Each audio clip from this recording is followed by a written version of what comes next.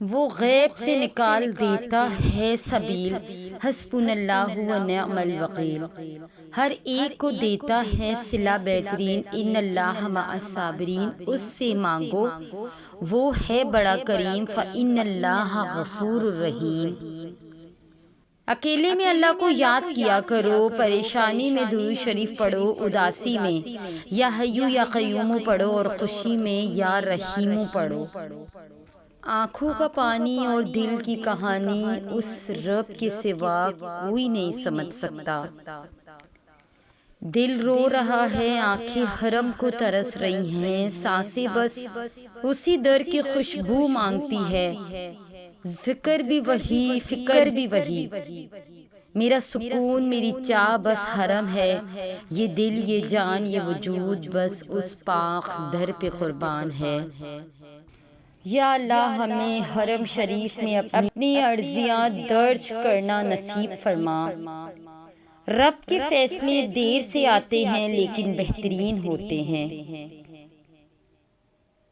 کبھی کبھی ہم بہت دعا کرتے ہیں، روتے ہیں، مانگتے ہیں، مگر لگتا ہے جیسے آسمان خاموش ہے، لیکن جان لو رب خاموش نہیں ہوتا ہے، غافل نہیں ہوتا۔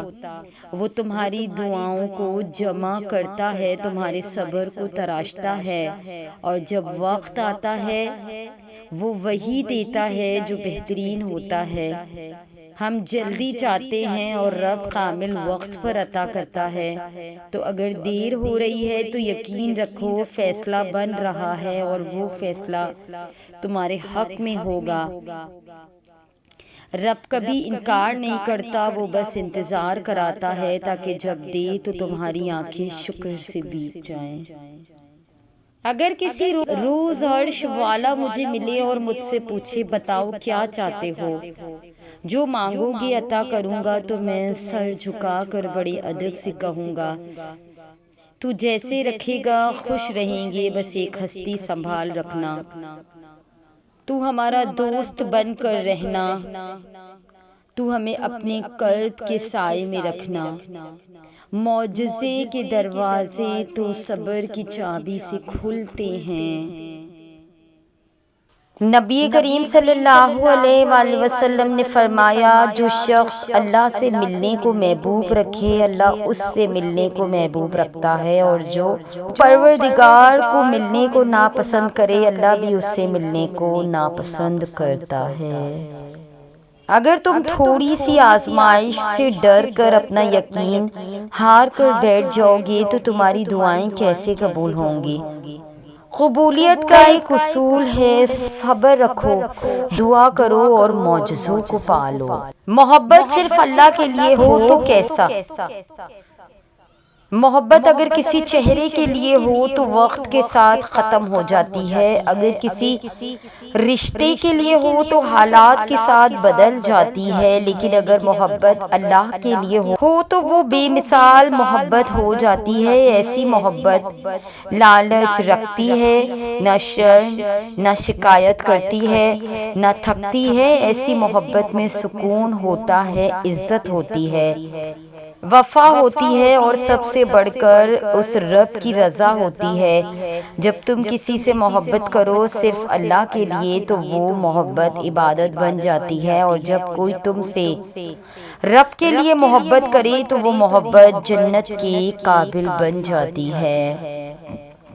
دل میں اللہ کا خیال بار بار آنا، اس کی ناراضگی کی فکر رکھنا اور اپنی غلطی کا احساس ہونا بھی ایک نعمت ہے، ورنہ جسے اللہ چھوڑ دے یا ناراض ہو جائے وہ غفلت میں پڑے رہتے ہیں۔ کبھی کبھی اللہ تعالیٰ تمام دروازے اور کھڑکیاں بند کر دیتا ہے، کیونکہ باہر کبھی کبھی طوفان ہوتا ہے، کبھی اللہ آپ کو دریا میں ڈال دیتا ہے کیونکہ آپ کا دشمن تیرنا نہیں جانتا، کبھی اللہ آپ کو کسی مرحلے میں روک دیتا ہے تاکہ خطرہ آپ سے آگے نکل جائے اور آپ تک نہ پہنچ سکے۔ یہ ہے اللہ کی محبت۔ جب تم گھبرا جاؤ تب کہف والوں کو یاد کر لینا، انہوں نے اپنے رب سے اس قدر شدت سے دعا کی کہ رب نے ان کا زمانہ ہی بدل دیا۔ اللہ کی ذکر کی اقسام۔ پہلا ذکر ایسا ہوتا ہے جس میں ذاکر کو ذکر کرنے کی عادت ہوتی ہے، اور ذاکر ایسا ذکر اپنی زبان سے کرتا ہے لیکن اس کا دل اس ذکر سے غافل رہتا ہے۔ دوسری قسم کے ذکر میں ذاکر اپنی زبان سے تو ذکر کرتا ہے مگر زبان کے ساتھ ساتھ اس کا دل بھی اس ذکر میں حاضر رہتا ہے، اور طالب مولا کو ایسے ذکر سے بھی کوئی فائدہ نہیں ہوتا۔ تیسرے قسم کا ذکر ایسا ذکر ہوتا ہے جس میں دل ذکر کرتا ہے اور زبان بند رہتی ہے۔ ایسے ذکر کی قدر اللہ تعالیٰ کے سوا کوئی نہیں جانتا۔ اللہ تعالیٰ کو اپنے بندے کا ایسا ذکر پسند ہے۔ جوانی کا سجدہ اللہ کو سب سے زیادہ عزیز ہوتا ہے۔ دعائیں تو سب کی قبول ہو جاتی ہے، پر خاص دعاؤں کی قبولیت کا راز تو اللہ نے سجدے میں چھپا رکھا ہے، اور سجدے تک ہر ایک کو رسائی حاصل نہیں ہوتی۔ اس مقام تک تو صرف وہی لوگ آتے ہیں جن کی دعاؤں کو اللہ نے نئے سرے سے ان کے پسندیدہ انداز میں قبول کرنا ہوتا ہے۔ اللہ کی عطا کے خزانے تو بے شمار ہیں، اور وہ تو بن مانگے بھی نواز دیتا ہے، پر سجدے کی لذت سے کسی کسی کو آشنا کراتا ہے، اور جب کوئی سجدے میں گر کر اپنا آپ اللہ کو سونپ دیتا ہے تو پھر اللہ اس کے لیے کافی ہو جاتا ہے، اور اس کا کافی ہو جانا جانتے ہو کیسا ہے؟ تمہاری راہ میں آئی تمام رکاوٹوں کی ہر چٹان کو وہ لمحوں میں گرا دیتا ہے۔ تمہارے چاہنے سے پہلے ہی تمہاری چاہ کو تمہارا رب مقدر بنا دیتا ہے۔ تمہاری دعا میں ہاتھ اٹھنے سے پہلے ہی دعا کو قبول فرما لیتا ہے۔ تمہارے دکھ درد تکلیفیں وہ پہلے سجدے میں ہی سمیٹ لیتا ہے، اور تم پر اپنی رحمت کی چادر چڑھا دیتا ہے۔ وہ فرشتے ہو کر بھی اتنا قریب نہیں ہوتے اس سے جس طرح دوران سجدہ اللہ تم سے قریب ہوتا ہے، اور تم اپنے رب کے اتنا قریب جاؤ اور وہ تمہیں خالی ہاتھ لوٹا دے، ایسا تو ہرگز نہیں ہوتا۔ یہ مت سوچو کہ تم اکیلے ہو، اللہ تم سے بے پناہ محبت کرتا ہے، ایسی محبت جو تمہارے گمان سے بھی بڑھ کر ہے۔ وہ تمہیں تمہاری چاہت سے بھی زیادہ عطا کرے گا، بس اس پر بھروسہ رکھو، اس پر یقین کرو، اپنے دل کو اس کے حوالے کر دو اور اس کے راستے پر چلتے رہو، کیونکہ جب اللہ تمہارا ہاتھ تھامے گا تو تمہیں ایسی منزل پر پہنچائے گا جہاں سکون، خوشی اور کامیابی تمہارا انتظار کر رہی ہے۔ اللہ پر یقین رکھو، وہ تمہیں کبھی تنہا نہیں چھوڑے گا، وہ تمہارے یقین کا ہمیشہ پاس رکھے گا۔ کیوں رک گئے ہو؟ کیوں ایک ہی ادھورے قصے پر یہ سوچ لیا ہے کہ زندگی ختم ہو گئی ہے؟ کیوں خود کو اتنی بے چینی میں ڈال رکھا ہے؟ حقیقت اور وسوسوں میں بہت فرق ہوتا ہے۔ تمہارے وسوسے جس چیز سے تمہیں خوف زدہ کرتے ہیں، تمہارے رب کے پاس ان سب وسوسوں کا حل موجود ہے۔ اگر تمہاری مشکلات بڑھ گئی ہے تو یہ کیوں بھول بیٹھے ہو کہ تمہارے رب کی پہنچ اس سے کہیں آگے ہے؟ تمہارے رب کی رحمت ان خدشات سے بہت افضل ہے، تو پھر کیوں ہاتھ پہ ہاتھ دھرے بیٹھے ہو؟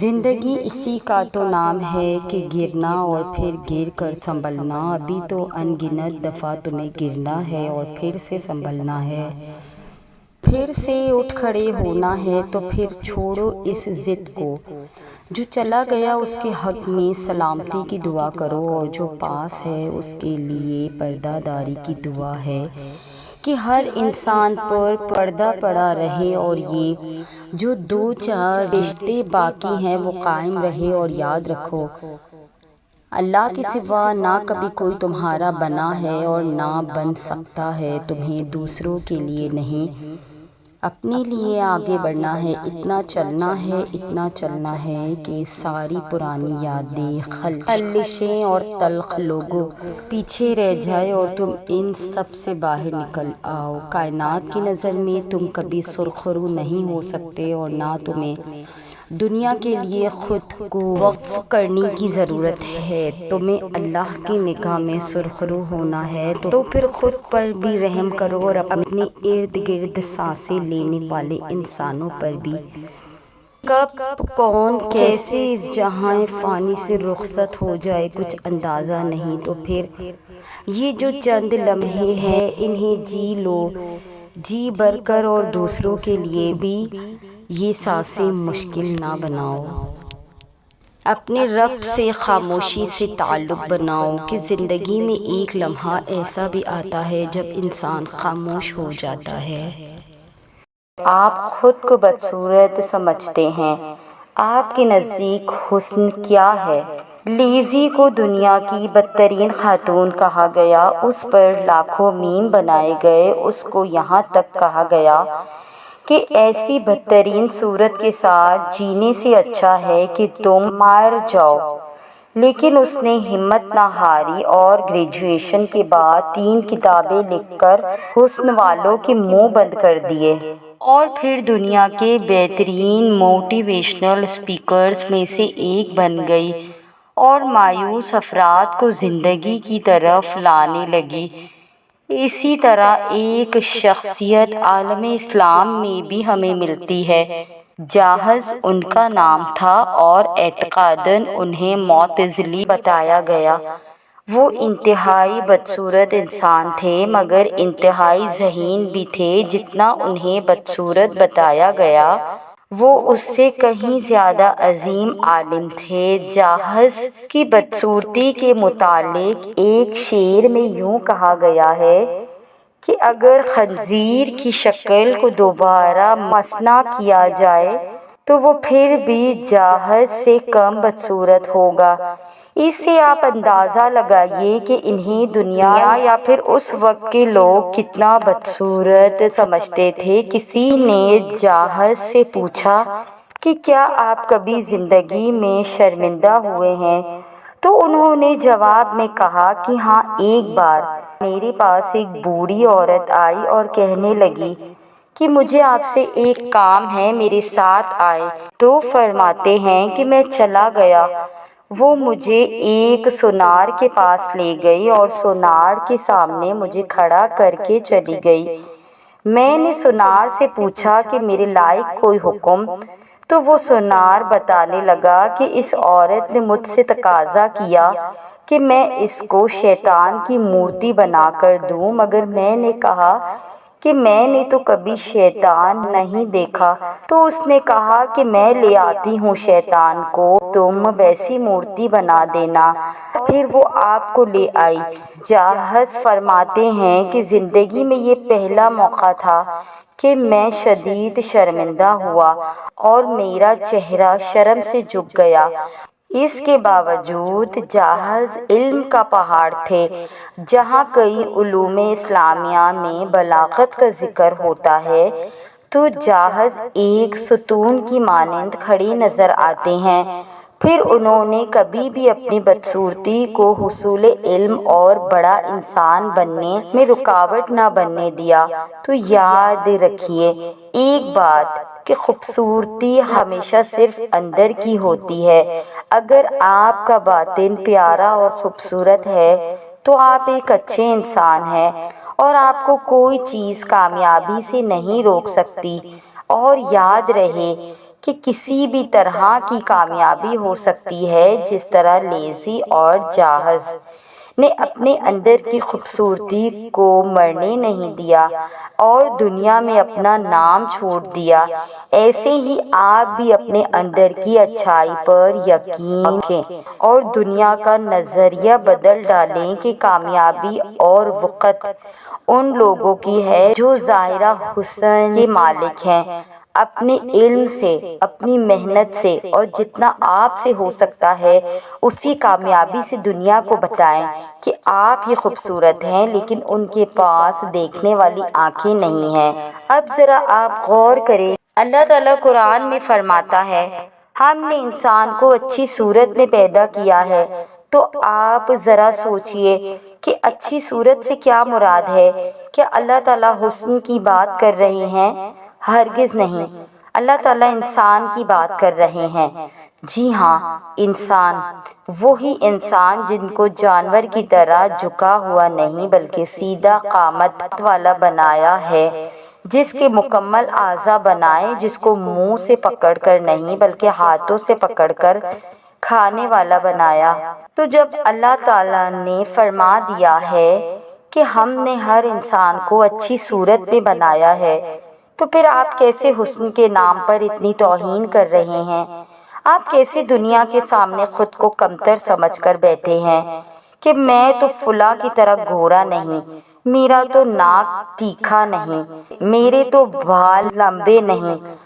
یہ سب کچھ ہماری سوچوں اور ذہنیت کا فطور ہے، ورنہ ہر انسان، چاہے وہ کالا ہے یا قد کا چھوٹا، ہر کوئی پیارا ہے، بس آپ کو دیکھنے والی نظر کی ضرورت ہے۔ اور میں چاہوں گی کہ ہم سب کو وہ نظر اپنے اندر پیدا کرنے کی ضرورت ہے، ورنہ یاد رکھیے کہ دل دکھانے کی سزا بہت سخت ملنے والی ہے۔ یہ تھی ہماری آج کی ویڈیو۔ آپ سے گزارش ہے کہ جنہوں نے ہمارے چینل کی اس سے پہلی ویڈیو نہیں دیکھی ہے وہ دیکھ لیں، اور ویڈیو پسند آنے کی صورت میں ہمارے چینل کو سبسکرائب کیجیے۔ اللہ آپ کو بہترین بدل عطا فرمائے، آمین ثم آمین۔